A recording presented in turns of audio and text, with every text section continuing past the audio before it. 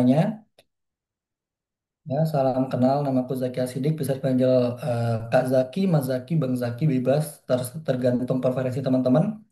Nah, alhamdulillahnya ini tahun ketiga ya harusnya ya diamanahi untuk ngebantu lah teman-teman Kostaf dalam menyelenggarakan Tech Quiz Class khususnya sebagai tim pengajar. Sebenarnya nggak cuma aku doang ya. Nanti ada Kak Krisna dan mungkin ada beberapa yang nantinya akan ngebantu teman-teman juga ya yang aku atau Kak Krisna assign untuk ngebantu atau ngebimbing teman-teman khususnya untuk debat yang nantinya itu pasti akan ada praktik teman-teman. Sparring ya. Lawannya bisa di luar via, bisa di dalam via, nanti tergantung ketersediaan waktunya.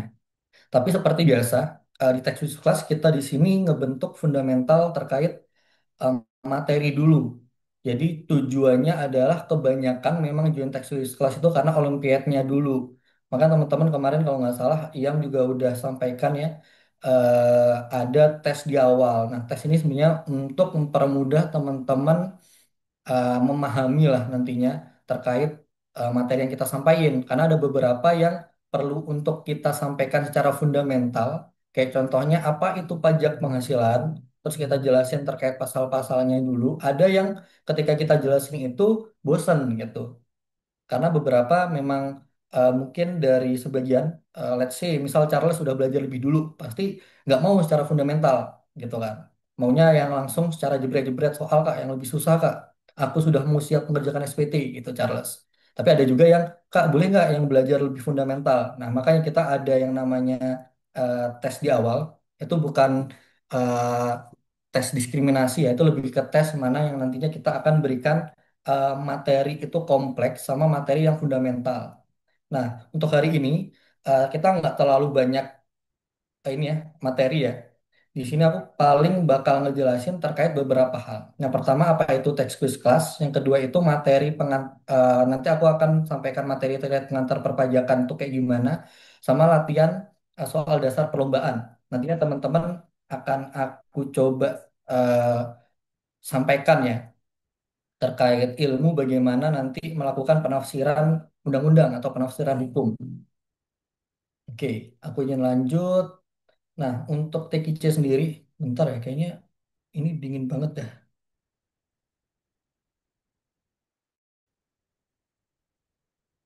Bentar ya, Bets ya.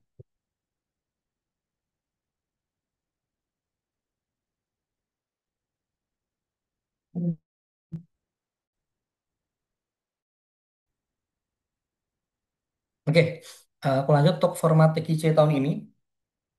Kemungkinan ya yang kemarin sempat didiskusikan dengan teman-teman panitia nantinya akan ada pelatihan rutin mingguan ya untuk penguatan materi terus evaluasi rutin bulanan yang nantinya akan kita coba assess ulang ya terkait siapa yang nantinya akan mengikuti kelas advance khususnya perbedaan kelas advance adalah nanti akan ada kelas offline ya tatap muka yang nantinya tentunya lebih seru dan lebih menarik walaupun yang apa namanya kelas reguler juga tetap seru, tapi ketika offline nantinya kita akan banyak simulasi dan banyak praktek.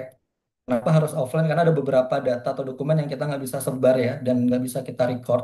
Jadi nanti kita akan mungkin latihan pengisian SPT atau mungkin nanti akan ada debat ya yang kita akan coba latih hanya bisa dilakukan secara offline. Nah, selanjutnya nanti akan ada diskusi kasus dan presentasi kasus, teman-teman.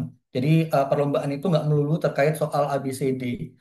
Ada juga games dan juga ada juga simulasi terkait kasus. Nanti ada kasus, mungkin teman-teman yang udah di tahun 2023 udah sering lah mendapati kasus ya di mata kuliah seminar pajak atau mungkin manajemen pajak ya atau pemeriksaan pajak kalau misal ada itu biasanya dikasih kasus teman-teman kerjakan berkelompok membuat PowerPoint. Nah sebenarnya di lomba kurang lebih hampir sama, cuma problemnya impromptu. Teman-teman kasusnya baru tahu hari itu dan dikasih waktu kurang lebih 1 jam atau 2 jam. Teman-teman bikin materinya juga di hari itu dan dipresentasikan. Dan yang terakhir formatnya nanti akan ada simulasi debat. Nah, ini hanya untuk persiapan perlombaan debat. Jadi kalau misal teman-teman berharap, Kak, apakah nanti ada materi-materi debat yang akan disubkan di materi mingguan? Jawabannya nggak ada. Jadi debat itu nanti in case teman-teman eh, mau untuk approach kita melalui melalui TC ya, TC Kostaf atau langsung chat gue juga nggak apa-apa. Nanti gue akan kontakkan sama TC Kostaf untuk minta Zoom. Syaratnya adalah untuk yang persiapan untuk lomba. Jadi kalau misalnya teman-teman nggak persiapan untuk lomba, mungkin nanti kita invite sebagai eh, rekan berpikir ya, atau sebagai lawan sparring. Jadi kalau misalnya nanti baru ada yang mau lomba, kita akan carikan lawan sparring. Mungkin teman-teman yang nggak ikut lomba baru boleh ikut. Tapi kalau misal tiba-tiba kak, boleh nggak kak, gue ikut debat kak, gitu kan. Lombanya apa? Lombanya belum ada sih kak, gue mau latihan gitu. Nah, nantinya mungkin kita akan nunggu adanya sparring khusus aja. Jadi nggak ada sesi khusus terkait debat yang eh, teman-teman itu nggak ada kaitannya dengan persiapan lomba. Oke. Next, untuk jenis perlombaan, harusnya hampir sama ya untuk tahun ini. Harusnya nggak ada inovasi lain, kecuali ada inovasi lain. Yang pertama ada Olimpiade itu quiz based. Jadi nanti ada ABCD, nanti teman-teman pilih benar dapat poin, salah itu minus ya, nggak jawab biasanya nol atau -1. Yang kedua ada cerdas cermat, yang tentunya eh, banyak sekali variasinya. Ada via game, ada yang via eh, cepet-cepetan langsung. Ada yang presenter bawain baca soalnya, teman-teman angkat bendera atau pencet apa namanya alarm ya atau bunyi-bunyian itu, atau yang sistemnya game cerdas cermat. Biasanya kalau IAI Jatim, Kompak Unair, terus itu biasanya itu ada sistem game. Jadi ada tabel-tabel, nanti teman-teman milih tabel 1, 2, 3, terus nanti ada waktu 30 detik teman-teman untuk menjawab, tergantung kesusahan soal. Lalu presentasi diri kasus dan juga debat akademis. Nah, debat akademis itu biasanya di final sih teman-teman. Kayak beberapa perlombaan yang debatnya itu di final itu KDPN, terus Advance, ya Jatim, beberapa lomba lain juga udah apa namanya, kayak tekstif itu udah ada finalnya itu debat akademis ya. Nanti pasti teman-teman yang udah di masa pendidikan SMA-nya udah ikut debat atau mungkin di kuliah pernah ikut debat, yang non akademis pasti nanti akan beda secara struktur ya. Debat akademis itu lebih mengutamain data dan juga argumennya berbasis dengan eh, pengetahuan, bukan bagaimana nanti melakukan apa namanya metafora maupun terminologi terkait emosinya. Nantilah kita akan latihan lebih lanjut ya. Dan mungkin ada juga terkait pengisian SPT. Tapi jarang-jarang sekarang lomba yang ada pengisian SPT. Biasanya lomba yang ada pengisian SPT itu lomba yang kerjasama dengan kantor pajak. Contohnya itu KPN. KPN tuh Cirebon Tax Festival itu biasanya ada lomba yang ngisi SPT sama KDPN. Dulu KDPN zaman aku dulu ada ngisi SPT. Jadi teman-teman nantinya harusnya ya setelah Tax Quiz Class bisa melakukan pengisian SPT lah dengan mendekati akurat walaupun nggak bisa seakurat profesional ya. Nah, teman-teman di sini kalau misal ada yang tanya, Kak, nanti gimana sih kan lomba kebanyakan regu ya. Jadi untuk sistem beregu di sini kita nggak ada diskresi sama sekali ya. Peserta kan dibagi dalam kelompok kecil untuk latihan aja. Itu untuk yang advance maupun yang reguler. Tapi di sini itu pengomplokannya berdasarkan evaluasi teman-teman. Jadi kalau misal teman-teman ngerasa, oh, Kak, aku kan peringkat 1, Kak, tapi bulan berikutnya nggak ikut, nggak aktif, dan nggak ikut atas evaluasinya, kemungkinan kita akan keluarkan. Jadi kita lebih fokus ke teman-teman yang semangat nih, teman-teman yang berprogres. Jadi kita ngeliat growth-nya teman-teman yang mana yang berprogres, mana yang memang pada dasarnya punya gift pinter gitu. Jadi tahun lalu itu memang beberapa ada yang punya gift udah belajar sendiri, udah pinter gitu kan. Jadi itu ikut tes quiz kelas kalau udah mau final atau semifinal. Tapi ada yang semangat banget nih dari awal lomba nggak lolos sampai akhirnya juara juga ada. Jadi teman-teman di sini kita coba untuk memfasilitasi teman-teman semuanya nih. Jadi kalau misalnya yang memang pintar dan mau belajar sendiri silahkan. Tapi kalau misalnya mau join tes kelas ya diminta untuk konsisten lah, untuk komitmen juga ikut kegiatan yang diselenggarakan sama TCUI maupun kegiatan offline maupun online. Nah, untuk tim lomba di sini kita bebaskan ya. Kita nggak ada paksaan 9 yang terbaik atau 10 yang terbaik nanti akan membuat tim. Enggak, jadi teman-teman boleh memilih berdasarkan preferensi teman-teman sendiri. Yang penting nanti yang advance itu kita akan latihannya bareng. Kalau misalnya teman-teman nanti eh, apa namanya mau ikut lomba nih, teman aku boleh ikut nggak Kak? Kalau yang advance, dia daftar TKC apa nggak? Kalau nggak ikut nggak boleh. Tapi in case debat, kita perbolehkan karena debat kan harus datang semuanya ya. Tapi kalau misalnya materi, kita hanya fokus ke teman-teman yang nantinya itu ikut evaluasi rutin bulanan. Nah, untuk latihan debat dapat dilakukan di luar sesi TKC, jadi nggak akan menghalangi waktu teman-teman yang lain yang nggak pengen ikut lomba debat gitu kan. Nanti juga ini tergantung dengan lawan latihannya. Jadi kita bisa sesuaikan bisa lawannya kapan, teman-teman bisanya kapan, dan kemungkinan bukan dari via dan juga mosinya kemungkinan mosi debat umum. Nah, walaupun kita nantinya akan pelajari debat akademis ya, tapi nantinya akan debat umum. Debat umum itu bisa jadi filosofis ya, yang agak berbeda jauh lah, 180 derajat dengan debat akademis. Nah, di sini juga aku ada rangkuman untuk tips and triknya teman-teman ya untuk kuasain materi. Yang pertama pelajari konsep dasar perpajakan dan kuatin terkait interpretasi peraturan. Nanti akan aku kasih tahu lah gimana cara baca peraturan dan juga implementasiin ke soal. Contohnya definisi pemotongan dan pemungutan itu sering kali keluar di lomba. Ketika teman-teman nggak hafal fundamentalnya, ketika ditanyain mungkin gampang nih Kak, tapi ketika tidak cermat teman-teman kikuk gitu kan. Teman-teman bingung, tiba-tiba lidah keluh gitu. Jadi teman-teman kalau misalnya hafal fundamentalnya, harusnya nanti ketika soalnya udah dikombinasikan, teman-teman tetap bisa. Definisi penghasilan tentunya ini penting banget dan juga definisi objek pajak pertambahan nilai ini.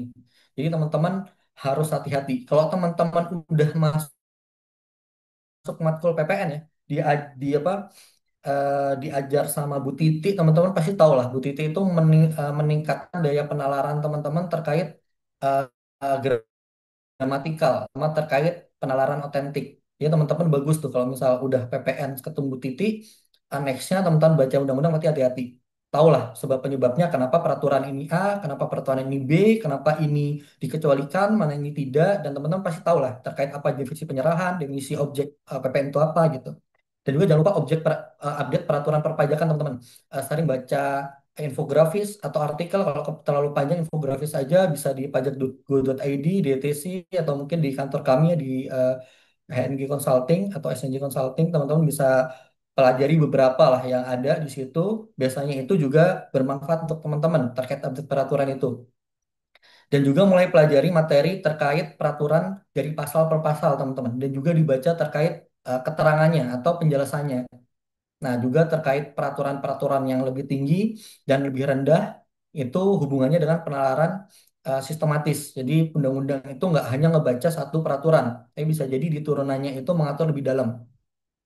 Dan juga nanti gunakan bank soal kompetisi sebelumnya, biasanya tim-tim TC itu udah ngumpulin soalnya. Kalau nggak dari kami pengajar juga ada referensi soal-soal tahun sebelumnya untuk beberapa lomba terkemuka ya di eh, level kampus ya, khususnya di level perpajakan akuntansi.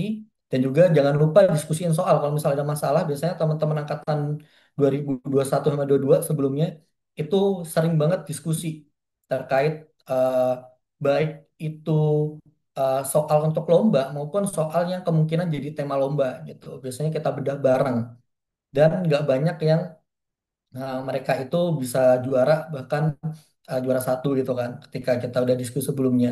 Karena untuk tema lomba itu biasanya udah disampaikan di Hamin satu khususnya untuk debat ya maupun biasanya untuk yang levelnya itu presentasi.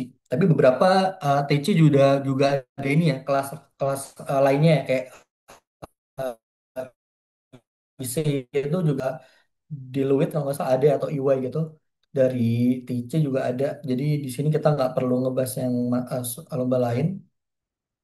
Nah untuk tips and tricks untuk kuis ya, untuk teknik pengerjaannya, jangan lupa dibagi ya terkait pengerjaan soalnya. Nggak bisa kalian bisa ngerjain semua soal karena kita udah pernah nyoba satu orang nggak akan bisa ngerjain semua soal. Jadi harus kita bagi soalnya 100 harus kita bagi. Charles 30, James 30, 40 mungkin Ilham gitu. Dan teman-teman nanti punya trik nih, gimana cara mengatur waktu yang efektif. Bisa jadi misal 1 sampai 30 Charles, 31 sampai 60 James, 61 sampai 100 Ilham. Ketika Ilham udah selesai dengan 100 soal, kalau bisa Ilham rotasi nih, ngebantu ngerjain yang punya James 1 sampai 30. Nah, James jangan lupa ketika udah ngerjain, kalau misal ada masalah ya, atau mungkin problem yang ketika ngerjain ragu ya, ibaratnya dia masih nggak yakin nih teman-teman kasih tanda ke temennya, ini ragu. Nah, apa yang harus dilakukan oleh James itu eliminasi jawaban yang salah. Misal ada soal nih, gitu kan. Berapa pajak terutangnya gitu. Nah, si James tuh ragu jawabannya antara A atau B. Nah, C sama D dicoret aja, nanti dikasih note aja di dalam eh, apa namanya catatan kalian, B, C dan D pasti salah gitu. Karena Jim udah ngitung.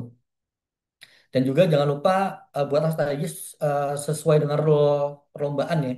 Kalau misal lomba debat, contohnya misal dibolehin oleh interupsi, silahkan interupsi. Kalau nggak boleh, jangan interupsi gitu. Nah, untuk trik lomba debat, nanti kita akan ajarin ya terkait pembabakan menjadi tiga bagian dasar, yaitu definisi mosi, terkait penguatan sanggahan ya, dan yang terakhir adalah terkait base atau worst scenario. Jadi yang paling penting adalah penguatan atau sanggahan. Itu yang ngebaca teks kosong.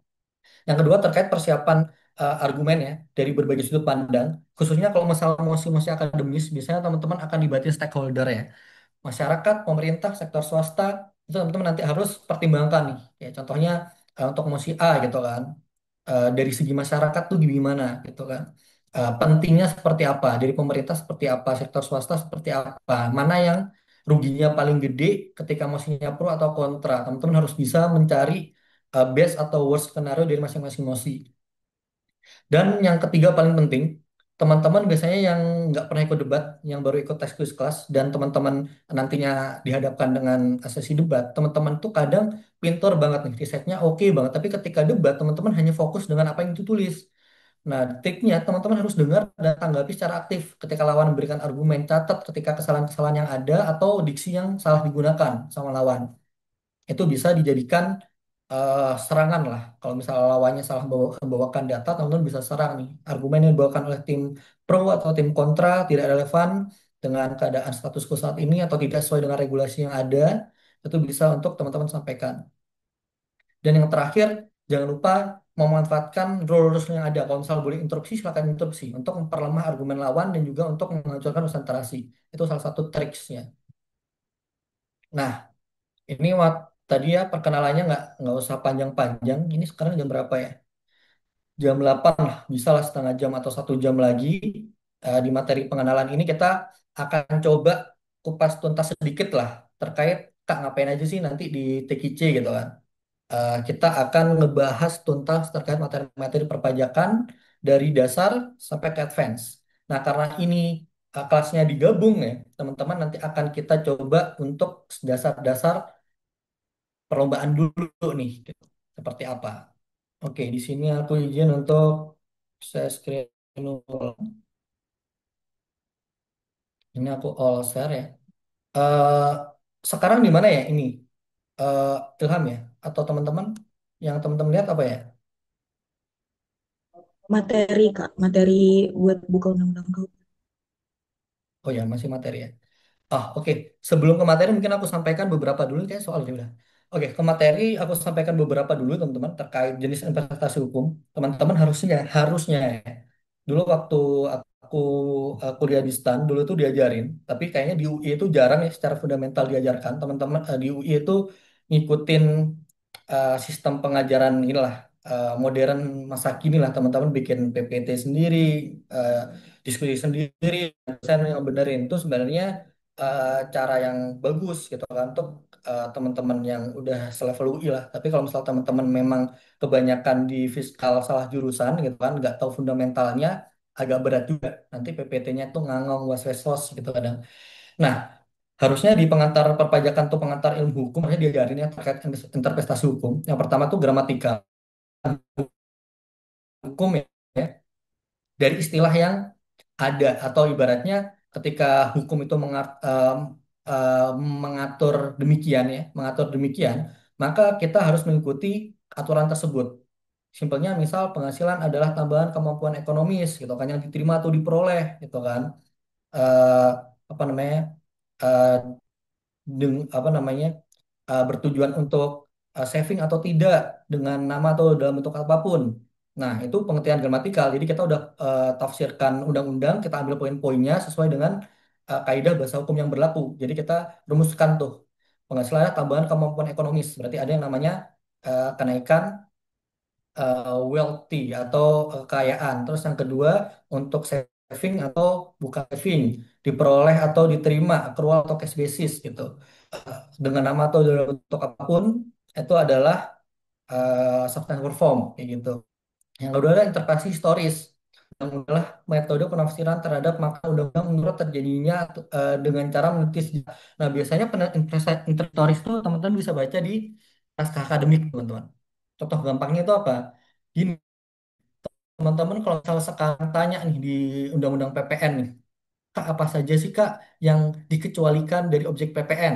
Nah, salah satunya adalah terkait eh, objek makanan dan minuman, gitu kan. Perhotelan. Nah, kenapa hal tersebut dikecualikan dari Undang-Undang PPN secara historis? Karena eh, apa namanya? Objek makanan dan minuman ya yang disediakan restoran atau jasa perhotelan itu udah masuk ke PDRD. Jadi secara taxing right atau taxing power itu udah masuk ke ranah local tax atau pajak daerah. Nah, pajak itu kan ada konsep yang namanya itu apa namanya? Non eh, double taxation lah gitu kan. Jadi tidak boleh adanya pemajakan berganda. Jadi kalau kenakan di daerah nggak boleh dikenai lagi di pusat. Makanya PPN menyusun peraturan itu selaras dengan peraturan lain. Nah, secara historis seperti itu. Nah, untuk peraturan interpretasi sistematis itu yang paling sering ada di Undang-Undang PPN dan PPH. Jadi biasanya ada PMK-nya, PMK turunan. Kayak contoh di KUP juga ada banyak, kalau di KUP biasanya terkait sanksi. Nah, sanksinya berdasarkan suku bunga acuan ditentukan melalui PMK. Nah, kita harus lihat PMK-nya gitu. Biasanya itu disebut interpretasi sistematis itu interpretasi apa namanya struktural ya, berdasarkan peraturan yang paling tinggi ke rendah gitu. Jadi nanti teman-teman ngelihat nih peraturan tinggi ngomong apa, rendahnya ngomong apa. Nah, nggak sedikit peraturan di perpajakan itu yang ada kadang peraturan A ngomong apa, B ngomong apa. Kayak contohnya, peraturan A ngomong natura itu dikenakan pajak gitu. Nah, tapi di peraturan turunannya yang dikenakan pajak, ya itu jenis naturanya ada batasannya terkait deduktibelnya. Nah, hal-hal tersebut tuh harus kita lihat secara sistematis. Jadi nggak semata-mata oke gitu kan. Ini natura dikenakan pajak, maka bisa dibiayain. Belum tentu di peraturan turunannya yang dibiayain ada batasannya dan ada jenis naturanya. Jadi natura itu walaupun taxable belum tentu deductible gitu. Secara pengertian interpretasi secara penalaran sistematisnya. Nah, interpretasi autentik atau penalaran autentik itu penalaran ya dengan melihat istilah yang dimuat dalam undang-undang. Nah, ini biasanya dipakai untuk sidang-sidang nih, teman-teman. Jadi teman-teman yang punya background hukum biasa lebih jeli ya terkait sidang yang digunain, terkait titik koma, terkait dan atau. Nah, itu penting banget untuk melakukan interpretasi undang-undang. Jadi kalau misal dan atau bisa dua-duanya, bisa salah satunya. Kalau atau biasa salah satunya gitu kan. Kalau dan harus dua-duanya. Nah, itu penting banget nih terkait penalaran otentik. Nah, kita langsung coba teman-teman ya. Kita langsung coba kan implementasiin ke undang-undang. Nah, teman-teman kalau misal ada undang-undang silakan dibuka undang-undang KUP, undang-undang dasar ya, ketentuan umum peraturan perpajakan. Kita akan coba belajar mulai pasal 1 nih. Nah, teman-teman jangan ini ya, jangan menyepelekan ya ketika pasal 1 nanti teman-teman latihan soalnya bingung nih, nggak bisa ngejawab. Oke, pasal 1 mungkin aku kasih waktu teman-teman ngebaca sendiri ya, atau mungkin ngebaca dari sini kurang lebih 2 sampai 3 menit. Silakan dibaca ya dalam hati aja, teman-teman.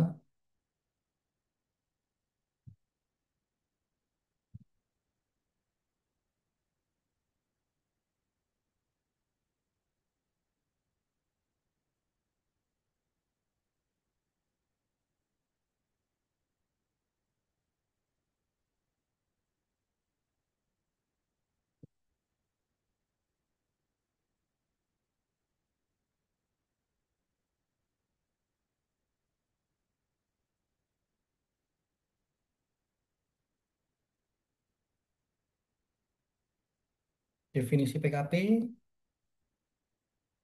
definisi NPWP, Definisi masa pajak. Definisi tahun pajak. 1 tahun kalender kecuali bila wajib pajak menggunakan tahun buku yang tidak sama dengan tahun kalender. Pembagian tahun pajak. Pajak yang terutang adalah pajak yang harus dibayar pada suatu saat dalam masa pajak dalam tahun pajak. Surat pemberitahuan itu apa? Teman-teman mungkin udah belajar, tapi definisi menurut undang-undang itu apa? Dan atau SPT masa, surat pemberitahuan tahunan, surat setoran pajak kayak ini nggak terlalu penting. Surat ketetapan pajak, nah ini penting. SKP itu apa? SKP bisa nihil, bisa kurang bayar, bisa lebih bayar, bisa kurang bayar tambahan. Nah, di sini. Ini definisi yang teman-teman harus eh, pahami ya, bukan dihafal ya, harus pahami. Karena ini terminologinya dipakai ketika teman-teman sampai kerja nantinya. Surat tagihan pajak. Itu adalah surat untuk melakukan tagihan pajak dan atau sanksi administrasi berupa bunga atau denda. Gitu. Jadi tanpa melalui pemeriksaan. Jadi kalau misalnya teman-teman telat bayar, wah kok banyak spoiler ya. Nanti akan kena bunga sama denda melalui STP. Kalau SKP melalui pemeriksaan. Ini SKP tidak dihiraukan, surat teguran tidak dihiraukan, surat paksa. Surat paksa definisinya apa? Nah, kredit pajak nih, definisi apa nih teman-teman?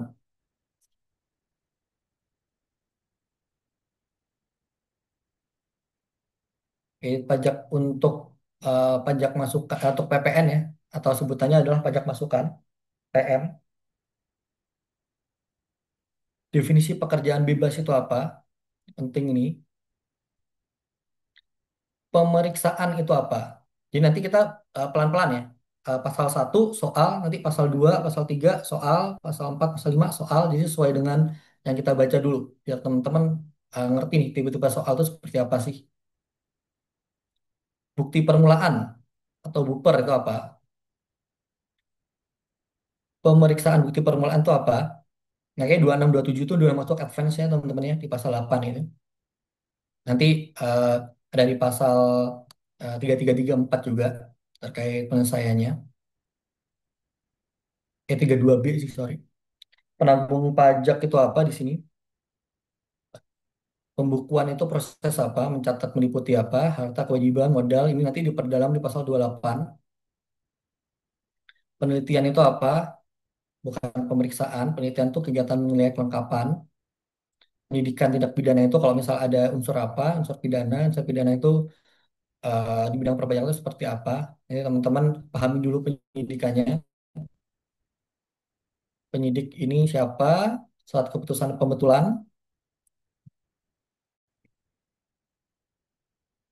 Nah, kalau misal di sini udah terbit, misal nanti ada yang ternyata kita lebih bayar, akan terbit surat keputusan pemberian imbalan bunga disesuaikan sama suku bunga acuan. Ini pasal 17 nantinya surat keputusan keberatan. Keberatan itu 25 ke atas ya, 25 keberatan, 26 tujuh banding. Putusan banding, putusan gugatan, putusan peninjauan kembali. Surat keputusan pengembalian pendahuluan kelebihan pajak. Nah, ini ada di pasal 17 nanti akan redundan ya, teman-teman.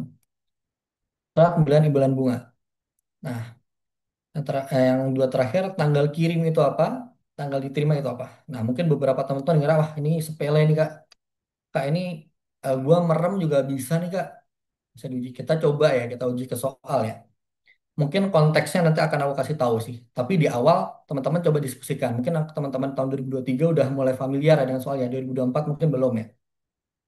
Oke, kita langsung ke soal yang pertama. Di sini aku nggak akan kasih ABCD ya teman-teman. Biar teman-teman ada penalaran juga. Di sini ada SKP teman-teman. Ini nanti jangan disebarluaskan ya. Ini sebenarnya konfidensial. Nah, di sini tuh ada keterangan tanggal stempel pos pengiriman surat ketetapan pajak itu tanggal 1 Mei 2021. Tanggal tanda tangan penerimaan surat pada tanggal 2 Mei 2021 dan tanggal penerbitan dan jatuh tempo tertera dalam surat. Nah, penerbitan ada di atas teman-teman, di pojok atas. Tanggal penerbitan tuh 30 April 2021 dan tanggal jatuh tempo adalah 30 Mei 2021.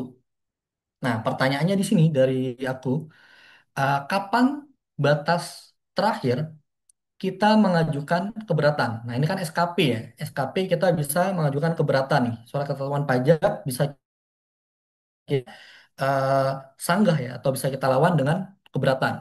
Nah, mungkin teman-teman ada yang mau beropini dulu di sini. Silakan yang mau berpendapat satu atau dua orang silakan boleh resen atau on mic.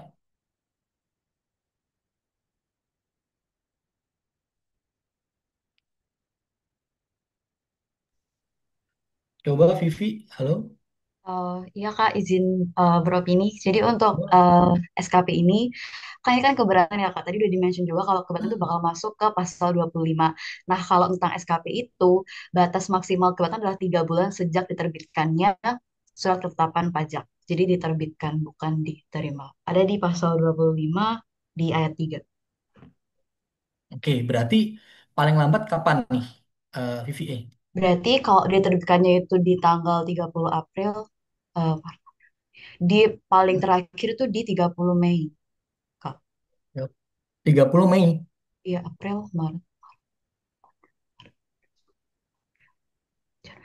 Oke, Enggak, Kak. mungkin Sorry, sorry. 20. Mei. Ya. Sorry. Coba pelan-pelan dulu. Berapa bulan? So, di 30 Juli, Juli. Juli sampai 30 kali. Juli ya. Oke, kita lock ya 30 Juli ya. Ini nggak apa-apa teman, nggak ada salah benar. Mungkin ada yang lain teman-teman boleh di chat aja. Teman-teman coba chat semua deh, semuanya tanggal berapa nih untuk ngebantu Vivi dan ngebantu aku juga nih. Kira-kira kapan batas waktu eh, kita mengajukan keberatan? Ayo dalam hitungan 9, 8, 7, 6, 5, 4, 3, 2, 1. Nah, wah ini ada yang PC nih. 31 Juli Kak. Wih, barengan lagi ini kayaknya kembaran nih ya, Charles sama James ya. 31 Juli Kak. Charles sama James bareng lagi. Adik kakak nih kayaknya. 31 Juli Nafisa Keza 31 Juli. 31 Juli. 31 Juli. Nah, mungkin karena tadi yang pertama ngechat personal aku Charles, coba tanya ke Charles dulu. Kenapa Charles 31 Juli? Tadi Vivi udah ngejelasin alasannya. Kalau Charles gimana?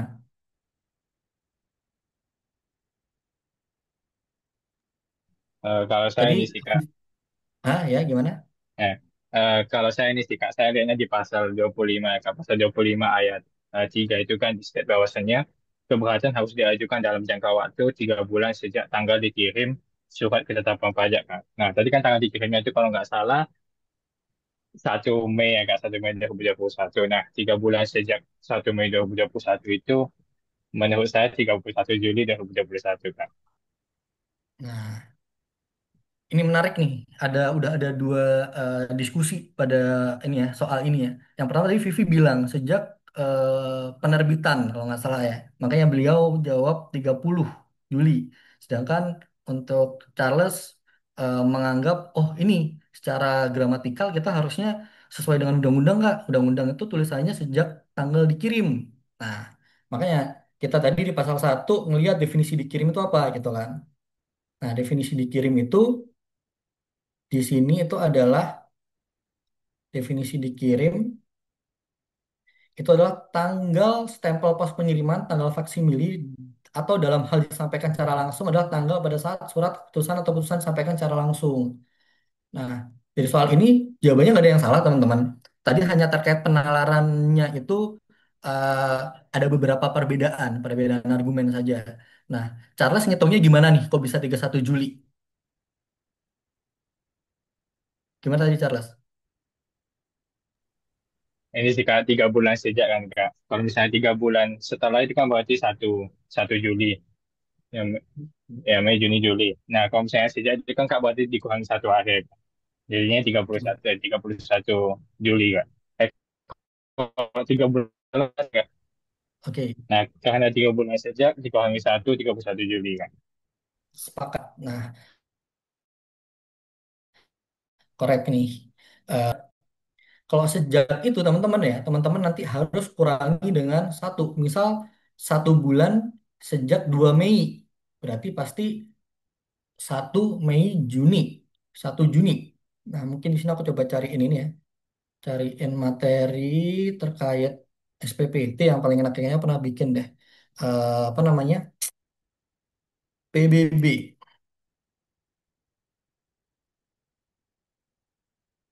PBB. Ini. Aku pernah diminta untuk ngajar USKP juga ya. Kelas persiapan SKP. eh ini biar enak ya teman-teman ya. Karena ini materi aku bikin sendiri, makanya aku ingat nih terkait cara ngitung nih. Nah, contoh nih ya, kita nggak usah ngepeduliin, Kak, ini kan SPPT, kita lebih fokusnya ke paling lambat sejaknya aja ya, 6 bulan sejak diterima SPPT, gitu kan.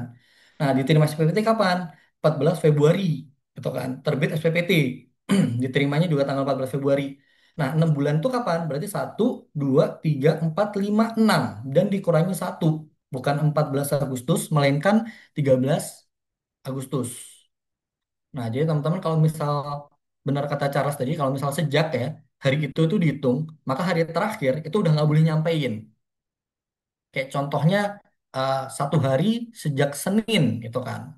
Nah, maka itu ya, maka teman-teman 1 hari sejak Senin itu maka di Februari sampai di bulan di hari Selasa itu udah kadaluarsa karena Senin dihitung 1 gitu kan. Selasa udah nggak boleh ngumpulin gitu. Kayak gitu. Ini adalah makna apa namanya? Otentiknya ya dari kalimat per kalimat sejak itu seperti apa kayak gitu. Oke, kita balik lagi ya ke soal. Oke, thank you ya Charles, Vivi dan teman-teman yang udah eh, ini aktif menjawab ya. Terima kasih juga. Kita kan soal nomor 2 nih. Sorry, sebelum nomor 2 kita baca dulu undang-undang ya teman-teman ya. Kita jangan langsung dua-dua aja. Nah, di pasal nomor 2 teman-teman coba baca eh, dalam hati lah 1-2 menit ya sambil aku scroll tipis ya. Site subjektif-objektif, NPWP itu digunakan sebagai apa? Kayaknya ini nggak mungkin keluarnya di lomba ya. Setiap wajib pajak, PKP ini kemungkinan bisa jadi keluar. Sambil teman-teman baca juga ya, aku scroll tipis, aku sambil baca juga.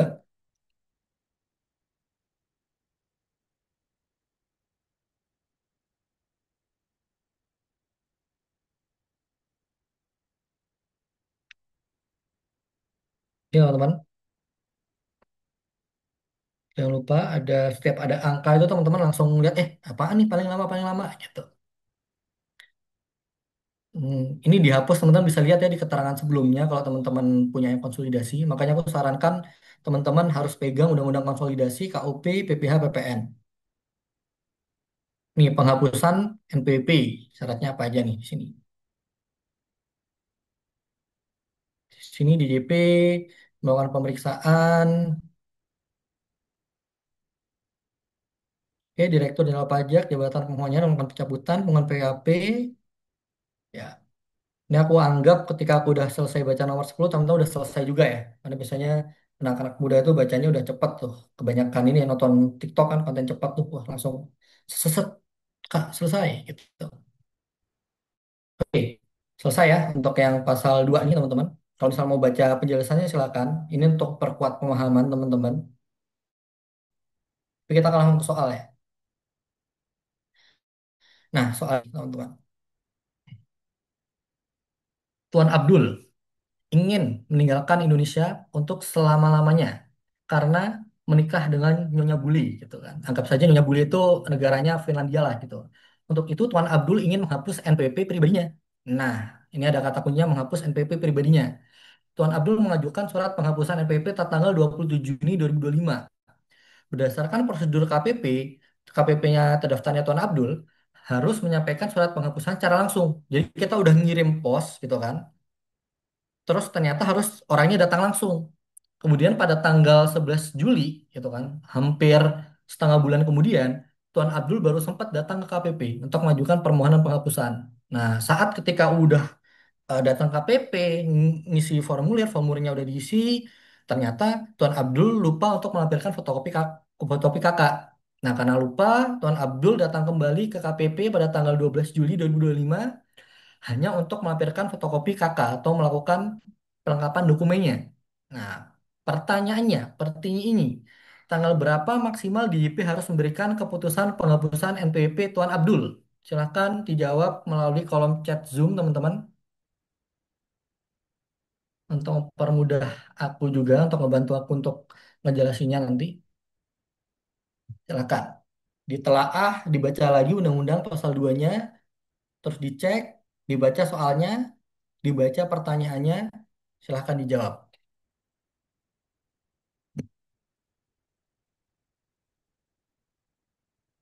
Wah, 31 Juli ini kayaknya yang tadi deh. Ini kayaknya pada PC deh, teman-teman. Oke. Weh, mantep nih. Nafisa, James, Charles. Charles sama James curiga nih. Satu orang ya, atau adik kakak ya. Namanya sama-sama satu, ini ya, satu kata ya. Oke, kita coba ya, cek ya di peraturannya. Nah, jawabannya Nafisa 11 Januari. Kita coba cek di pasal 2 di ayat 7 disebutkan DJP ya setelah melakukan pemeriksaan harus memberikan keputusan atas penghapusan nomor pokok wajib pajak dalam waktu 6 bulan untuk wajib pajak orang pribadi. Nah, Tuan Abdul orang pribadi atau 12 bulan untuk badan. Sejak lagi tanggal permohonan diterima secara lengkap. Nah, ini tadi ada yang ngecat lagi 6 bulan setelahnya. Oke, thanks you Kezia ya. Benar guys ya, 6 bulan setelahnya. Nah, tapi kita harus pahami, tadi kan kita udah pelajarin ya terkait gramatikal otentik. Jadi ketika kita menyebutkan aturan undang-undang, itu harus jelas nih, khususnya ya. Jadi di sini aku ada sedikit masukannya teman-teman. Jadi teman-teman kalau misalnya ditanya 6 bulan setelahnya Kak, gitu kan. Jadi teman-teman harus konsisten nih, harus presisi lah katanya polisi kan. Presisi, presisi gimana? Harus sesuai sama kalimat undang-undangnya. Kalimat gimana? 6 bulan ya sejak tanggal permohonan diterima secara lengkap. Itu kan, bukan 6 bulan setelahnya. Benar, secara keilmuan benar. Tapi untuk menentukan, kita harus pahami. Kadang-kadang ya di praktek, itu sering kejadian salah formal atau kegagalan formal, khususnya untuk keberatan dan bandingnya. Karena kan untuk membuat argumen keberatan dan banding itu nggak bisa sat-set cepat ya. Nggak bisa sat-set gitu kan. Kayak teman-teman ngerjain tugas sehari dikebut selesai gitu. Tapi harus ada meeting, harus ada konfirmasi data ke klien dan sebagainya. Nah, biasanya kita tuh memanfaatkan batas akhir submit. Kalau kita nggak bisa ngitung saat kapan terakhir submit, bisa jadi kita gagal formal gitu. Nah, di sini karena dia itu baru melengkapi dokumen ya, menurut peraturan dan seharusnya diterbitkan BPS itu pada tanggal 12 Juli. Seperti tadi ngitungnya, Agustus, September, Oktober, November, Desember, Januari. 6 bulan. Sejak dikurangi 1. 12 kurangi 1, 11. Maka benar jawabannya adalah 11 Januari. Thank you ya. Tadi ya. Nafisa, Charles, James, dan juga Kezia. Oke. Selanjutnya kita akan meluncur ke peraturan berikutnya. Di pasal yang tidak terlalu penting. Di sini 2A. Penting ya. Tidak ada yang tidak penting ya. Penting tapi tidak terlalu signifikan. Di sini masa pajak sama dengan 1 bulan kalender atau jangka waktu lain yang diatur dalam peraturan Menteri Keuangan paling lama 3 bulan kalender.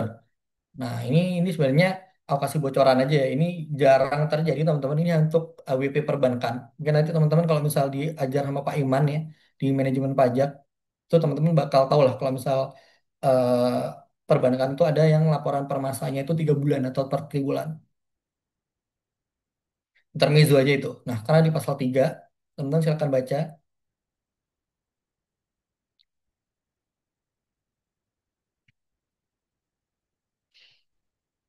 Wah, ini kayaknya gampang nih gitu kan. Gampang nih Kak, ini cuma kalimat-kalimat aja gak ada angkanya nih, kayaknya gak ada hitung-hitungannya nih gitu. Ada ternyata.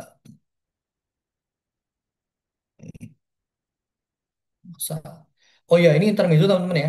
Ke Pasal 3 Undang-Undang eh, KUP ya, teman-teman ya. Dan juga pasal 7 Undang-Undang KUP itu banyak sekali perubahan.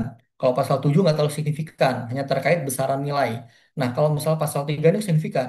Kenapa? Melalui peraturan yang lebih rendah ya, tanpa merubah undang-undang, si Kampreto DJP ini ya, si Kampreto DJP ini itu melakukan perubahan peraturan di dalam undang-undang dirubah sekejap mata ya melalui PMK, melalui peraturan turunan. Nah, setahu aku sih PMK ya, bukan melalui peraturan eh, adanya Cortex, SPT itu paling lambat disampaikan itu benar tanggal 20, tapi dibayarkannya bukan tanggal eh, 10 lagi tapi 15, dan ada juga SPT yang paling lambat dibayarkan tanggal 15. Jadi ngikutin jenis SPT berdasarkan Cortex. Jadi nanti teman-teman ketika di pertemuan berikutnya lah, ketika nanti aku simulasiin Cortex ya, eh, pajak inti ya. Jadi kita sebutnya pajak inti ya, yang aplikasi terkemuka di muka bumi ya, yang tidak pernah error sepanjang hayat. Nah, itu nanti ada beberapa peraturan yang memang berbeda dari undang-undangnya, kayak gitu.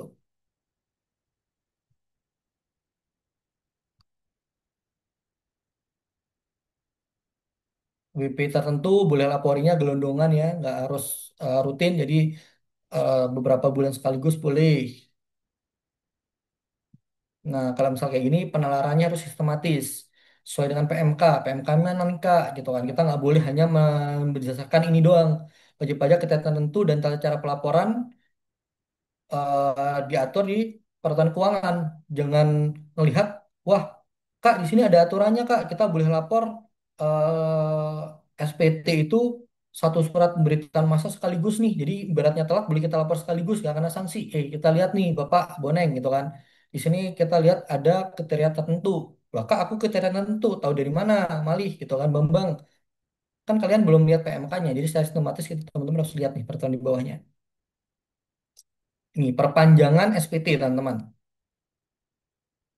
Paling lambat sorry, perubahan SPT itu paling lama 2 bulan ketika izin IJP ini harus disertai perhitungan sementara. Mungkin aku spoiler ya, namanya itu SPTY ya. Kalau badan kan SPT 1770 ya. Kalau untuk apa namanya perpanjangan SPT itu SPT-nya ada Y-nya, SPTY gitu. Nah, nanti mungkin di materi yang selanjutnya aku jelasin lah plus minusnya pakai Y atau pakai pembetulan.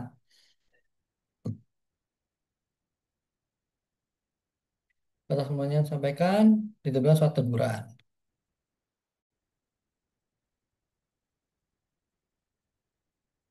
Oke, surat tuntutan dianggap tidak disampaikan apabila, nah ini udah nggak relevan juga karena Cortex itu udah elektronik ya, sorry, pajak inti udah elektronik. Jadi aplikasi terbagus di muka bumi itu udah nggak perlu tanda tangan eh, manual ya, udah menggunakan kanal digital atau sertifikat elektronik. Nah, apabila SPT dianggap tidak disampaikan sebagaimana masuk pada dulu yang memberikan beritahukan kepada wajib pajak. Nah, biasanya ini nggak dilakukan ya sama DJP ya. Kadang kalau misal kita ngelapor tapi nggak sah, biasanya DJP diem aja sih, tiba-tiba langsung kena SP2 atau SP2DK ya. Kampret tuh yang DJP ini. Nah, ini direkam ya? Oh enggak, DJP terbaik. Instansi nomor satu di Indonesia. Nomor 8 yang dikecualikan dari kewajiban ini adalah wajib pajak penghasilan tertentu yang diatur. Nah, ini juga sistematis ya. Ini nanti teman-teman harus lihat peraturan berikutnya. Selanjutnya kita di soal teman-teman. Nah, silahkan dijawab.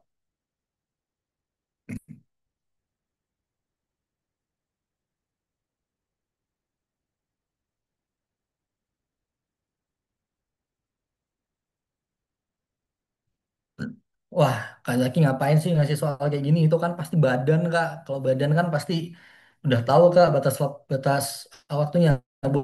Boleh di chat, teman-teman.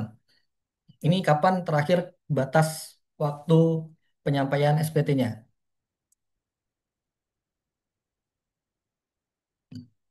Silakan.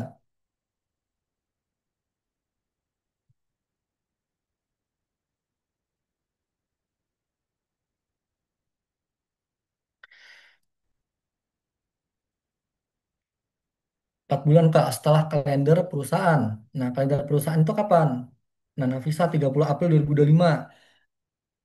Nah, Nafisa udah ngambil bertanggal nih. Kezia tanggal berapa nih?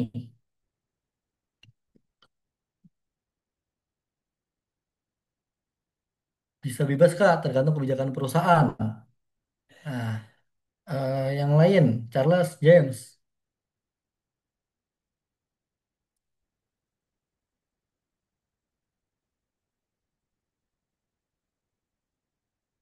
4 bulan.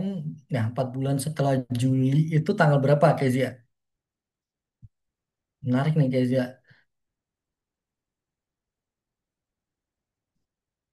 Charles James, ketik tanggal. Oke ya.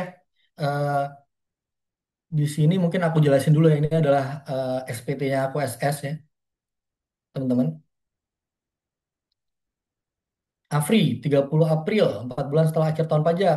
Oke, sekarang kita cek nih. Tahun pajak 2024. Benar? Benar. Tapi kita coba cek lagi nih, periode pembukuannya teman-teman. Di sini kenapa aku capture di sini?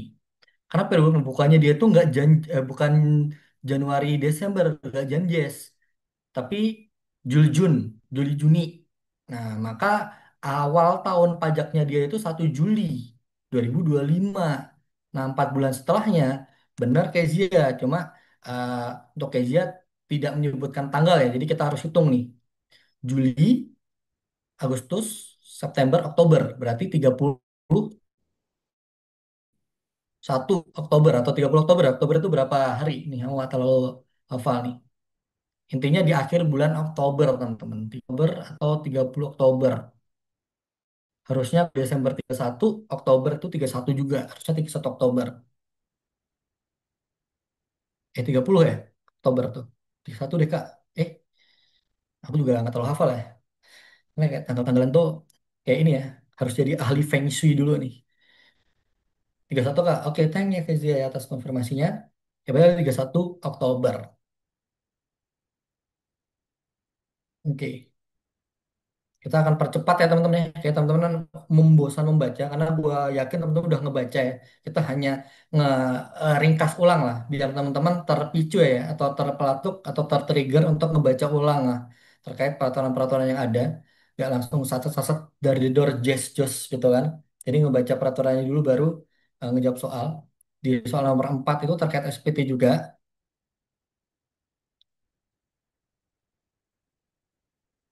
5 itu tempat lain ya. Jadi nomor pasal 4 teman-teman coba baca sambil aku liatin soalnya ya. Biar teman-teman cepat, harapan aku sih jam 9 harusnya udah selesai ya. Karena ngapain libur-libur belajar sampai malam. Jadi belajar itu berdasarkan kemauan aja teman-teman. Gak usah dipaksakan terlalu lama. Ini nomor 3, nomor 4. Nah, dokumen yang wajib dilampirkan dalam SPT tahunan. Nah, ini soal-soal yang sering di lomba itu soal-soal yang sangat mengecoh teman-teman. Teman-teman diuji banget terkait pengertian gramatikalnya. Kalau teman-teman cara gramatikal eh, enggak ini ya kurang paham gitu kan, pasti teman-teman akan melakukan cocokologi atau freestyle nih. Wih, mana yang lebih lengkap nih? Aku jawab yang lebih lengkap. Kayak gitu. Coba teman-teman dibaca pasal 4,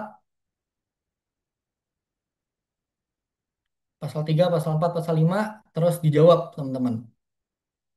Aku kasih waktu 10 detik ya. 9, 8, boleh dicat di Zoom.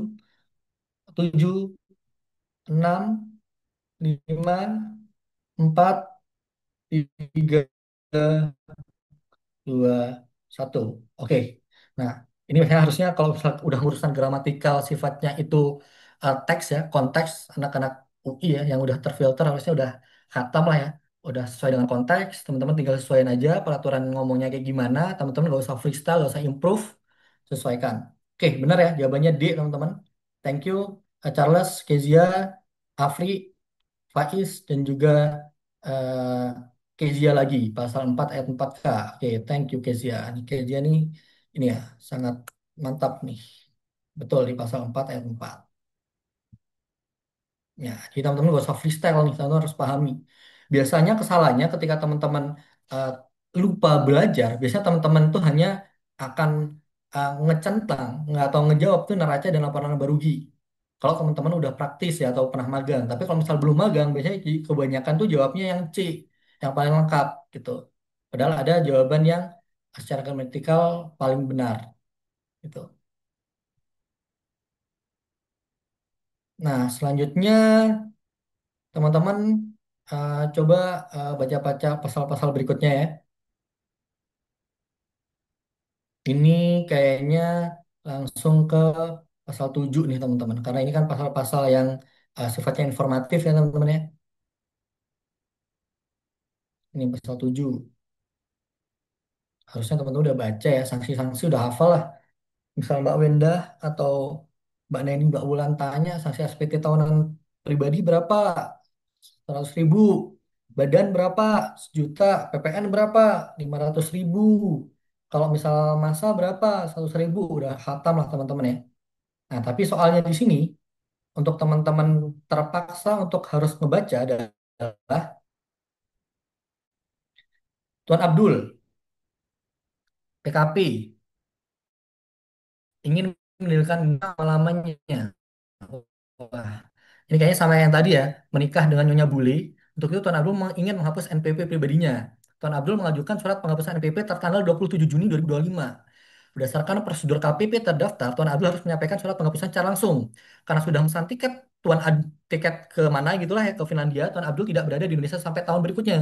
Pada tanggal 20 Juni 2026, Tuan Abdul mendapatkan surat tagihan pajak berupa denda keterlambatan pelaporan SPT masa PPN periode Juni 2025 sampai April 2026 dan denda keterlambatan pelaporan pajak. Apakah surat tersebut sah? Silakan dijawab. Kalau misal tidak sah alasannya apa? Kalau misal malas ketik on mic bisa silakan dibaca dulu teman-teman. Setelah itu diresapi, tadi resapi dibaca ulang. Siapa tahu teman-teman masih bingung untuk menelaah ininya.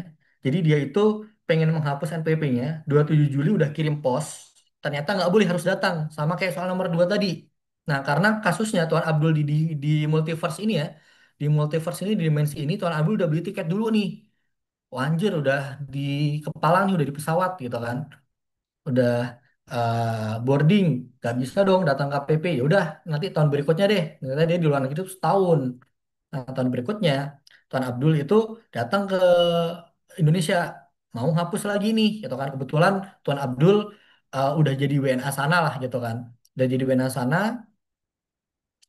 atau eh, belum, mungkin teman-teman punya argumen, jadi gak ada jawaban salah bener ya. Misal jadi WNA gimana, misal belum gimana, terus suratnya itu sah apa enggak, gitu. Silakan, teman-teman. Ini udah ke soal diskusi ya. Ini masih soal-soal dasar, teman-teman. Coba aku tanya aja ya. Ini ada yang jawab nih. Nah, telat nih tadi, James nih, Dika. Baru masuk deh aku nih notifnya. Coba ya, dicoba di sini. eh ini tadi ada nih Paduka Yang Mulia Afri nih. Afri, hadir nggak Afri ini? Halo Afri, Hadir Kak, hadir. bisa on mic? Nah, Afri. Gimana nih menurut Afri nih, yang udah ini ya, udah di tahun kedua nih, OTW ini ya, OTW tahun ketiga. Kira-kira sah nggak gitu? Jawabannya pertama sah apa enggak gitu. Kalau misal Afri punya alasan, silahkan alasannya apa? Oke, karena baru cuma membaca pasal 7 doang, yang ayat 2 itu kan Hmm? wajib pajak orang pribadi yang berstatus sebagai warga negara asing yang tidak tinggal lagi di Indonesia itu nggak boleh dikain sanksi lah, tidak dilakukan terhadap orang itu. Nah, menurut aku ini nggak sah sih Kak, karena dia udah eh, bukan WNI, Hmm? karena udah pindah dan dia jadi WNA. Oke, menarik nih. Benar-benar semua benar argumennya, tergantung argumennya sih. Oke, kita mungkin melihat yang sudut pandang lain ya. Siapa tahu di sini ada yang mau coba opini ya. Ini ya tadi yang ini ya, yang lagi on. Jadi Kezia ada nggak Kezia nih? Ada Halo, Kak. ya Kezia angkatan berapa ya Kezia ya? Aku 23 Kak, temannya Afri. Oh temennya Afri ya. Pantes ya ini ya. Udah khatam lah undang-undang. Kalau menurut Kezia gimana nih? Kalau aku pribadi sama sih Kak sama kayak Afi, tergantung si Tuan Abdul ini di negara yang dia datengin itu yang mau nikahin sama Nyonya Bule ini dia udah dianggap WNA atau enggak. Soalnya di dalam pasal 7 ayat 2 itu eh, dia tuh bukan tahu tapi bersamaan gitu meninggalkan Indonesia dan juga jadi warga negara asing gitu. Jadi Oke, kalau menurut aku pribadi oke menarik nih. Kan ada yang ini. Tapi bingung deh KNPP-nya sudah dihapus apa belum? Nah ini menarik nih. Nah, ini tuh sering banget dispute teman-teman. Karena kan kita nggak saling menyalahkan ya. Kan di JP instansi terbaik ya. Jadi mereka punya sudut pandang, kita punya sudut pandang gitu kan. Sebagai mantan orang di JP di situ paham lah gitu. Mereka nggak tahu gitu kalau misal apa namanya dia status asing apa enggak. Jawabannya Afri sama Kezia sama-sama benar. Tapi ketika teman-teman berseberangan belum tentu salah juga. Tadi argumennya udah tepat juga ya. Melihatnya di pasal 7 yang terkait di sini wajib pajak orang pribadi yang berstatus sebagai warga negara asing yang tidak tinggal lagi di Indonesia. Nah, secara ya, secara di juri, teman-teman kan harus lihat nih, syarat menjadi WNA itu apa? Dibutuhkan dengan paspor, terus tidak lagi tinggal di Indonesia. Ini kita harus butuh penalaran apa? Penalaran, dia yang tahu tadi, penalaran apa aja? Penalaran otentik, teman-teman. Bahasa hukumnya apa sih? Definisi tidak tinggal lagi di Indonesia apa? Kembali lagi pasal 2 teman-teman. Jadi pasal 2 Undang-Undang PPH kalau nggak salah ya, harusnya ya. Definisi ini ya, definisi eh, tinggal itu ya yang 183 hari teman-teman. Jadi teman-teman di sini ya untuk menjawab ini semua argumen itu harus dijelaskan. Kalau misal teman-teman tadi jawabnya kayak Afri sama apa namanya Keza benar. Jadi jawabannya itu udah nggak sah harusnya itu karena dia udah bukan WNA lagi. Nah problemnya gini, itu kan secara konsep ya. Kita sekarang ngomongin secara praktis. Secara praktis, teman-teman nggak akan bisa menghapus atau menonaktifkan paspornya kalau kewajiban pajaknya itu nggak selesai. Tadi ini kita ngomongin secara konsep dulu ya, secara undang-undang. Tapi secara praktis nih, dicampur adukan. Jadi secara praktis nih, jawabannya Afri tadi sampai Keza benar. Secara praktis, ketika teman-teman mau jadi WNA Finlandia lah gitu kan, nikah sama orang Finlandia, teman-teman harus menggugurkan paspor Indonesia dulu gitu kan. Atau kalau enggak nonaktifin dulu gitu. Kalau enggak, ya tergantung sana mau double kewarganegaraan apa enggak, Indonesia mau double kewarganegaraan apa enggak gitu. Nah, syarat untuk bisa menaktifkan paspor ini ya, atau menghapus paspor Indonesia ini, paspor Garuda tercinta kita adalah dengan menyelesaikan semua tanggungan perpajakannya. Nah, ini yang tumpang tindih. Jadi harus menyelesaikan dulu. Cara menyelesaikan dibuktikan dengan penghapusan NPWP. Nah, seharusnya ya, yang di pasal 2 ini secara historical ya, secara penalaran historis, ini adalah untuk WP yang udah eh, dihapuskan NPWP-nya atau udah statusnya DE atau NE gitu. Kalau misal Bapak satu ini, tadi kan dia belum ada status NE atau DI-nya gitu. Jadi secara praktis saja ya, ini intermezzo ya teman-teman ya. Jadi dia secara hukum yuris Indonesia dia masih aktif NPP-nya. Makanya dia dikenakan sanksi. Dan apakah ini diperbolehkan gitu kan? Karena dia PKP kena sanksi PPN, terus dia nggak lapor BPA. Nah dari segi DJP bisa. Makanya kita di sini tuh dispute nih teman-teman nih kayak aja sama apa namanya Afri nih yang nantinya jadi konsultan pajak sidang di pengadilan teman-teman sampaikan teman harus cari nih dokumen paspor keberangkatannya si Bapak Abdul terus di sananya ngapain aja pernah balik ke Indonesia nggak selama 183 hari ditunjukkan dengan beberapa tiebreaker rules ya terkait tempat tinggalnya di sana ada apa enggak signifikan ekonomiknya ada apa enggak, kita lihat secara dokumentasi. Kalau misal secara yuridis kita bisa mendukung ya, bukti-buktinya ada, kita bisa menang di pengadilan. Jadi ini semua tergantung dengan bukti dan juga argumen yang kita susun. Nah, kayak gini. Oke, thank you ya, Kezia, Afri, dan juga teman-teman yang lain. Eh, Tempat Kak. Oke, thank you, Vivi. Oke. Tinggal dua soal lagi nih. Alhamdulillah ya, bisa kita tidur dengan tenang habis ini.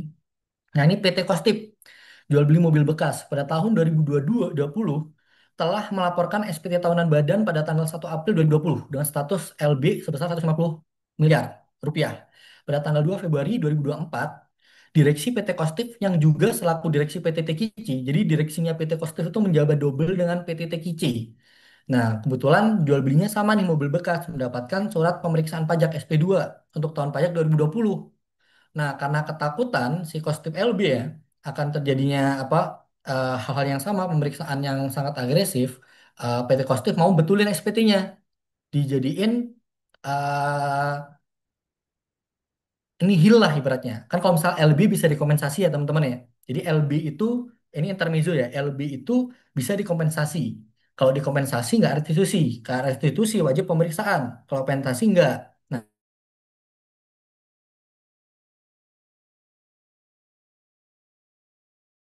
Maret 2024 kebetulan direksi PT TKIC sama Kostip sama.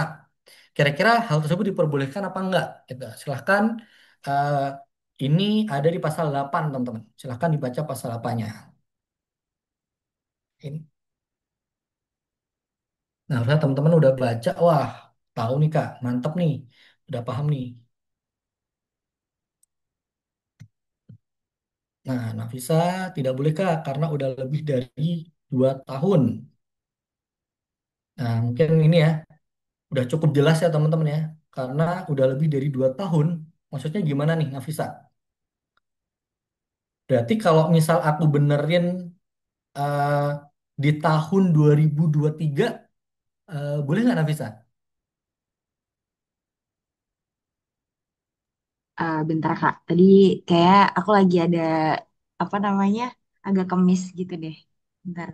Tadi Hmm, aku enggaknya 2 tahun setelah apa namanya pelaporan SPT-nya. Cuma kan di sini ternyata kayak sebelum daluarsa penetapannya gitu.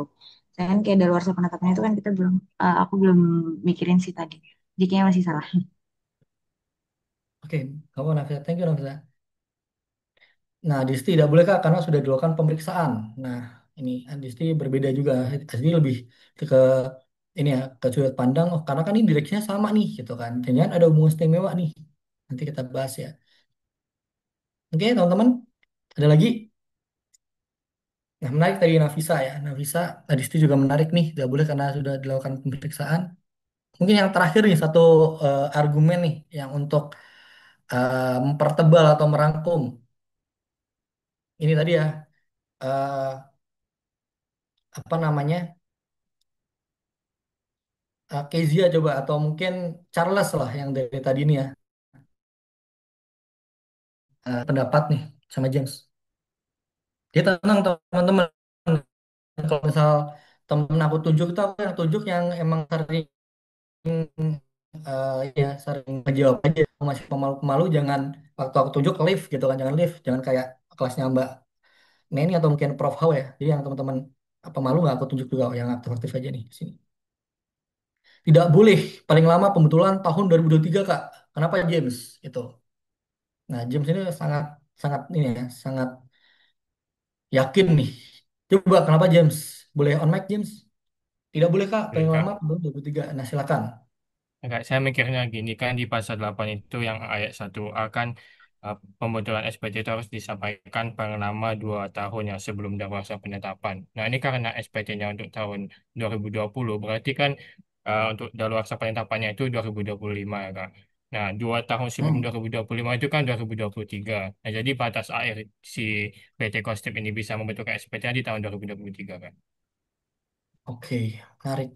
Nah, ini adalah melengkapi jawaban dari semuanya ya. Tadi mungkin di sini aku coba untuk luruskan ya. Sebenarnya tadi ini ya, Adisti ini ya apa namanya kurang hati-hati membaca ini. Jadi Kostip sama TKC itu beda PT. Jadi mereka hanya satu direksi. Jadi kalau misalnya yang diperiksa TKC gitu kan, maka PT Kostip masih bisa betulin, kecuali PT TKC kalau pemeriksaan emang nggak bisa gitu. Nah kita akan ngomong di sini daluarsanya 2020, 21, 22, 23, 24, 25 di sini ya tahun 2025 kita untuk melakukan pembetulan. Nah di sini tuh ada tengah-tengahnya, tengah-tengah banget tuh 2023 di sini. Di sini ada 2024.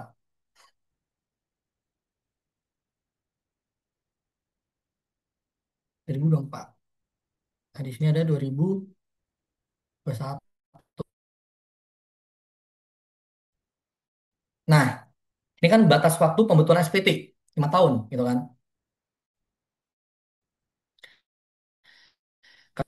Kenapa 5 tahun? Karena daluarsa penagihan lah. Sebenarnya teman-teman benerin 10 tahun silahkan gitu kan. Tapi untuk daluarsa itu biasanya 5 tahun. Nah, tapi untuk kasusnya LB atau rugi gitu kan. Di sini LB atau rugi paling lama itu 2 tahun sebelum daluarsa. Jadi teman-teman harus lihat secara gramatikalnya dulu. 2 tahun sebelum daluarsa. Daluarsa penetapan kapan? Daluarsa penetapan 5 tahun gitu kan. Daluarsa penetapan tuh di sini. Ini daluarsa penetapan. Nah, daluarsa penetapan. Nah, 2 tahun 2025 itu adalah maksimal dilakukan pembetulan adalah 2024 di sini. 2023, sorry. Maksimal dilakukan pembetulan. Itu. Bentar, ada yang hilang nggak sih nih, guys? 2021, 24, kayaknya keliru. 2022-nya Kak, nggak ada. 21, 22, ini 23, 24. Oh, no. Oh ya, kan SPT 2020 itu disampaikannya 2021. Tadi di sini aku salahnya, sorry. Ini ya.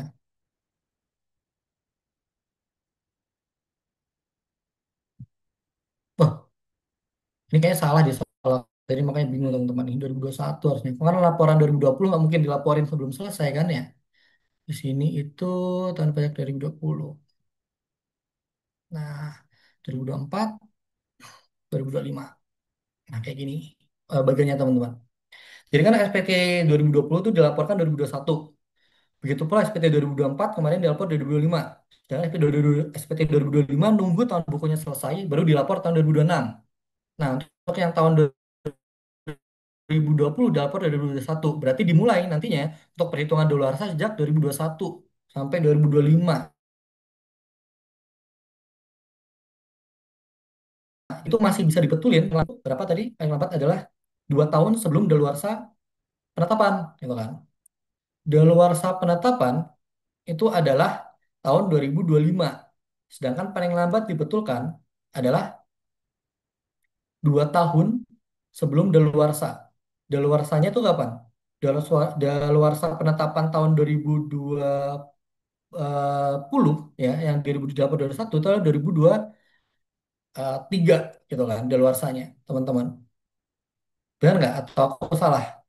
2020 kan per Januari 2021, 2022, 2023 ya kan? Itu 3 tahun, 2024, 2024, 2025. Nah, daluarsanya di sini. Jadi maksimal betul dan tahun 2023 itu tadi jawabannya siapa yang benar ya? Charles ya. Sorry James. Tidak boleh Kak paling lama pembetulan tahun 2023 kayak gitu. Kelas Kak Sihalulu. Wah. Oh, nama Kezia. Kezia Sihalulu. Makanya tadi siapa nih Sihalulu? Makanya namaku emang Sihalulu ya Kak Sihalulu. Oke, kayaknya kita udah selesai nih untuk malam ini. Atau kita coba next nih. Oh, masih ada nih teman-teman. Last option nih teman-teman. Ini kayaknya pasal 9 dan kaitannya dengan pasal 10 deh. PT selalu telat mengajukan perpanjangan pelaporan SPT tahunan Badan 2024. Nah, ini kombinasi ya pada tanggal 1 April 2025 dikarenakan laporan keuangan belum selesai dan masih dalam audit, kemudian DJP mengabulkan perpanjangan pelaporan tersebut dengan meminta PT selalu telat untuk melaporkan SPT tahunnya melalui SPTJ.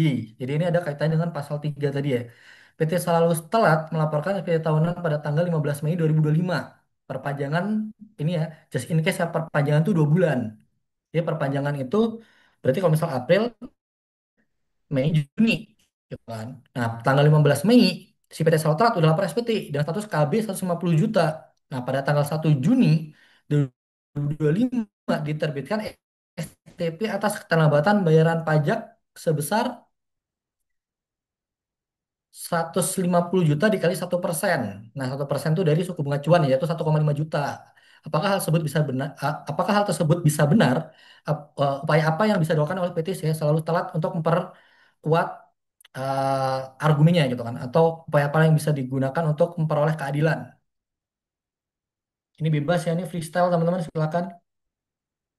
Boleh dijawab. Ini ada pasal 9, ada komisi pasal 3.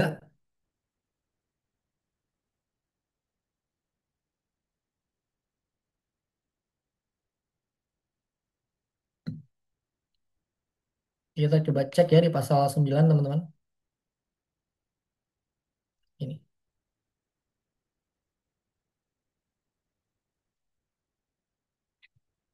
Oke. Eh, Mungkin ini aku tanya ke James dulu deh. James, gimana nih menurut James nih? Halo James. Kalau kak ini di saya kak screennya ketutup gitu loh kak. Jadi kayak ada hitam-hitam gitu kak di tengah. Oh iya, karena aku ngeliat chat sih. Sorry. Oh dari tadi kayak gitu deh. Gimana James? Mau lihat pasal Nah, 9 dulu James? ya kak, saya baca-baca dulu ya kak. Mm-mm. Nah ini kak BTW ini untuk sunscreennya masih di perpajakan DITC gitu kak, bukan ke soalnya. Oh bukan ke soal ya. Ya sorry.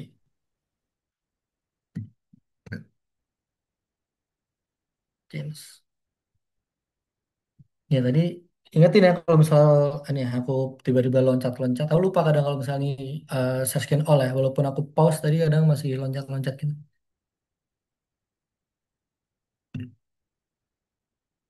Oke, sambil James membaca, coba Kezi siapkan argumennya. Habis James nanti udah aku spoiler, aku akan tanya ke Kezi ya nih.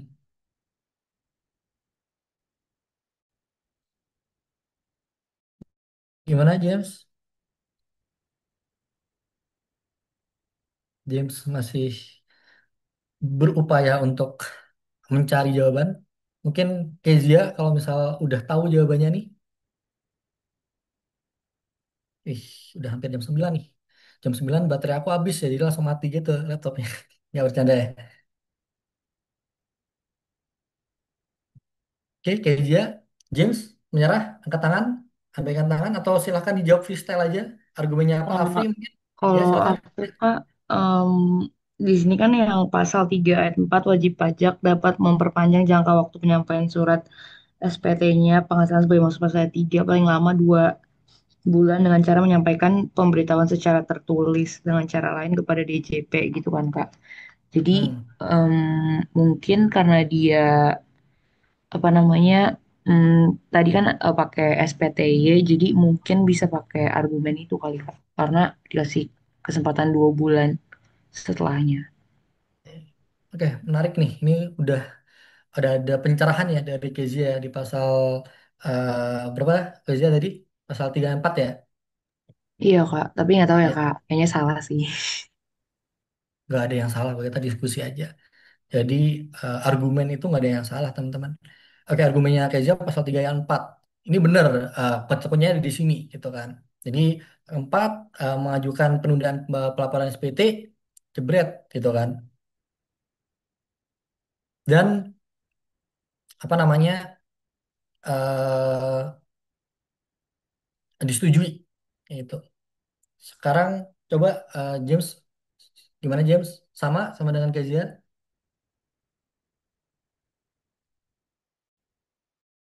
Kamu gimana James? Nah ya kak, sama sih kak, kurang lebih sama Beda Kizia. atau sama? Eh, sama kak.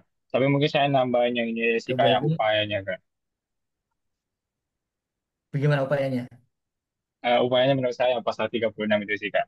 Yang pasal 36 ayat 1 huruf C kak. Oke, betul. Betul, betul. Kalau misal ini bukan pemeriksaan gitu kan. Kalau STP itu di pasal 36 penghapusan sanksi. Itu benar gitu kan jawabannya James ya. Cuma kita akan coba tekankan lagi nih gitu di sini. Nah, mungkin tadi ini anak 24 tadi ya teman-teman 24 ada yang eh, ini tadi yang mau berargumen tadi ya. Yang tadi pertama tuh yang bagus apa ya? Vivi coba Vivi gimana Vivi ini? Vivi melihat nih soal ini kira-kira menurut Vivi gimana nih ngebaca pasal 3 ayat 4 dikaitin dengan pasal 9 gimana Vivi? Atau sama nih? Atau kak aku udah pusing kak mau beli truk aja gitu. Sebenarnya aku barusan lihatnya masih di pasal 9-nya sih Kak. Kalau untuk sanksinya, menurut karena kalau dilihat dari pasal 9 ayat 2-nya, itu kan kurang bayar kita tuh harus dilunasi sebelum kita menyampaikan SPT. Nah, sedangkan si Saulat ini tuh menyampaikan SPT-nya di 15 Mei 2025, tapi masih statusnya belum dilunasi gitu kurang bayarnya. Jadi memang dia dikenakan sanksi itu betul nggak sih Kak? Kalau dilihat dari situ. Terus kalau pasal Oke, tiganya, em, aku masih belum paham Kak. bagus. Nah, ini menarik nih. Ini ada perbedaan sudut pandang ya. Nah, ini mungkin udah waktu ya udah jam 21.00 ya, udah aku spoiler aja. Bagus nih diskusinya menarik nih, nggak ada yang salah, nggak ada yang benar. Tapi aku lebih setuju dengan argumennya Vivi yang terakhir. Kenapa? Karena kan di pasal 9 disebutin ya, kalau misal telat apa bayar itu ya dikenakan sanksi. Sedangkan di pasal 3 ayat 4 ini hanya terkait penundaan pelaporannya saja gitu kan. Jadi ini hanya menghapus sanksi denda keterlambatannya saja teman-teman. Jadi biar nggak kena sejutanya saja gitu. Sedangkan di pasal selanjutnya di sini ya, di sini di pasal 3 ayat 5 teman hati-hati. Harusnya si PT Kampret tuh ini PT Selalu Telat harusnya itu tetap melaporkan SPT-nya gitu kan di sini. Perhitungan sementara dan membayarkan sebesar 150 juta tadi dibayarkan eh, di apa namanya di SPTY tadi kayak gitu. Nah, tadi argumennya Vivi juga benar ya karena di sini tuh statusnya KB walaupun ini KB walaupun ini sudah dibayar atau belum dibayar tetap kena sanksi. Apa namanya Vivi? Kenapa? Karena batas pelaporannya itu 31 April gitu. Jadi SPTY ini tidak menghapus sanksi keterlambatan teman-teman, hanya menghapus sanksi dendanya saja gitu. Nah, ini sekaligus tax planning nih. Kak, gimana dong Kak kalau misal kasusnya kayak gini gitu. Saran aku nggak usah SPTY-an lah gitu. SPTY itu izinnya juga lama gitu kan. Juga harus ada opini dari auditor. Jadi saran dari aku 31 April ya. Teman-teman laporin aja seadanya. Nggak perlu pakai laporan audit sementara. Laporin seadanya, kurang bayarnya berapa, bayar gitu. Let's say dia kurang bayar, oh, aku nggak tahu nggak kurang bayar berapa, tapi laporan yang seadanya ini udah berapa nih, gitu kan. Ya udah kalau misal potensinya 150 bayar aja 100 juta dulu, gitu kan. Ketika udah dibayar 100 juta, kita pembetulan di tanggal 15 Mei, gitu kan, dengan status kurang bayar 50 juta. Kita betulin, ya udah yang dikenakan sanksi 1% hanya atas yang 50 juta, kayak gitu. Nah, atau lebih ekstrim lagi dibayarnya 200 nih. Nanti kita pembetulan LB jadinya seterusnya gitu kan. LB dikompensasiin ke masa-masa berikutnya aja atau ke tahun pajak berikutnya. Kayak gitu. Itu tax planningnya teman-teman. Jadi di eh, ilmu sosial sains ya, gak ada yang eksak teman-teman ya. Bahkan di pengadilan aja banyak kok orang-orang pintar bersidang gitu kan.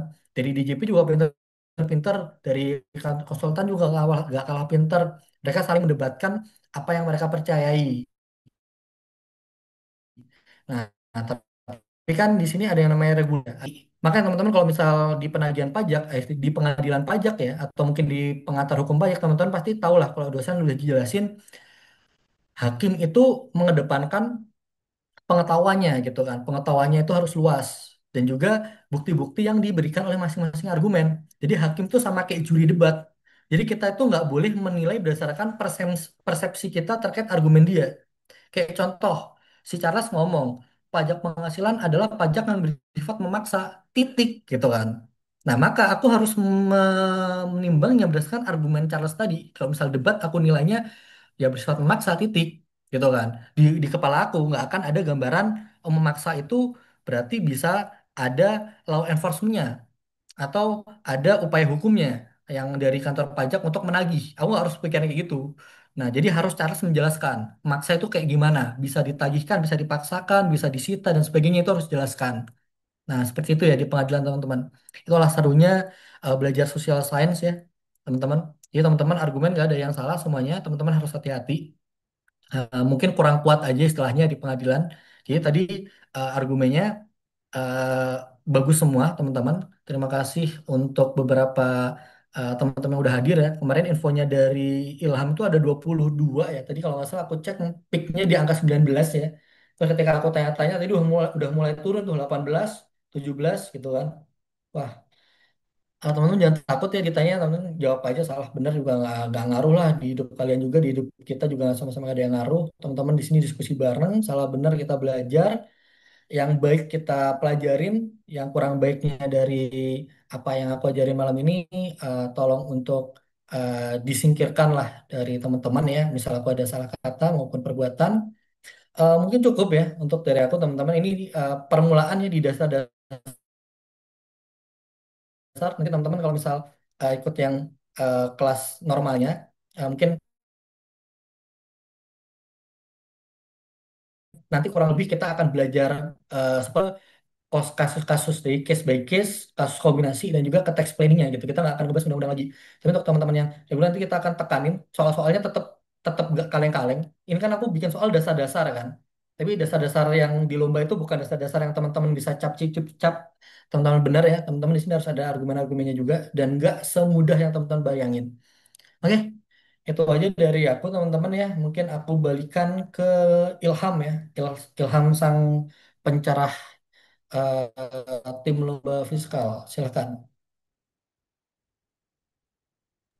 Oke, terima Oke, kasih sama-sama. sebelumnya kepada Kak Zaki yang udah maparin materinya yang cukup lumayan banyak juga ya pada malam hari ini. Mungkin buat teman-teman dan juga kakak-kakak semua, terima kasih yang sudah hadir buat recordnya dan juga buat materinya mungkin nanti bisa menyusul. Terima kasih semuanya, boleh live.